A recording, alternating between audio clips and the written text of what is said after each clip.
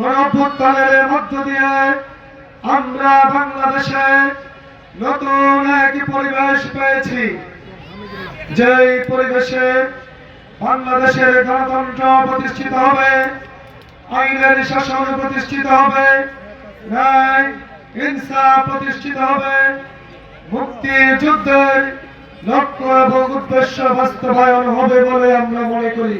বাত ব্যথা, প্যারালাইসিস কিংবা আর্থ্রাইটিস, আধুনিক ফিজিওথেরাপি ও পুনর্বাসন চিকিৎসায় নির্ভরযোগ্য নাম ডিপিআরসি।